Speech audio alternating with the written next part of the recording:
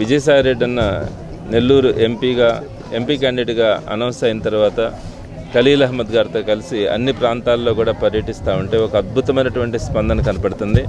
ప్రతి ఒక్కరూ కూడా ఒకటే చెప్తా ఉన్నారు, నారాయణ గారు కలిసే అవకాశం ఉండదు, సామాన్యులకు అందుబాటులో ఉండడు, నాయకులకు కానీ ఎలక్షన్స్ అయిన తర్వాత ఆయన కనీసం చూసే అవకాశం కూడా ఉండదు. అలాంటి వాళ్ళని గెలిపించుకొని మాకేం ఉపయోగం ఉంటుంది అని ప్రతి సామాన్యుడు కూడా ఈరోజు మాట్లాడుతూ ఉన్నాడు. చాలా సంతోషం అనిపిస్తూ ఉంది.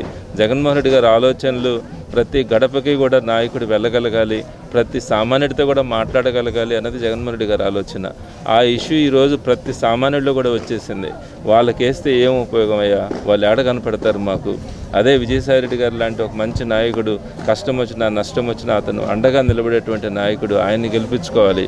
అలాగే ఖలీల్ అహ్మద్ మేము పిలిస్తే వస్తాడు, మేము ఎప్పుడు పోయినా కూడా ఖలీల్ అహ్మద్తో మాట్లాడగలము అనే ఆలోచన వాళ్ళల్లో ఈరోజు చెప్తా ఉంటే చాలా సంతోషంగా ఉంది. ఇంతటి అద్భుతమైనటువంటి స్పందనని ఎప్పుడు కూడా చూడలేదు.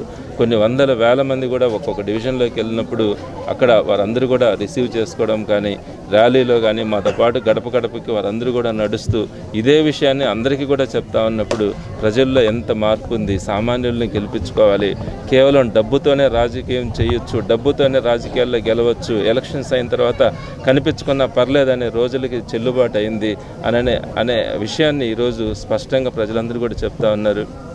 మరి ఎంపీగా విజయసాయి రెడ్డి గారిని కానీ, ఖలీల్ అహ్మద్ గారిని కానీ ఒక పెద్ద మెజారిటీతో గెలిపించుకుంటామని ప్రతి ఒక్కరూ ఈరోజు చెప్తా ఉన్నప్పుడు సంతోషంగా ఉంది. ఇంకా కొన్ని డివిజన్స్ కూడా మిగిలిన్నాయి, అవన్నీ కూడా త్వరలోనే కంప్లీట్ చేసి నెల్లూరులో పెద్ద ఎత్తున ఒక మంచి మెజారిటీతో ఖలీల్ అహ్మద్ గెలవబోతున్నందుకు చాలా సంతోషంగా ఉంది.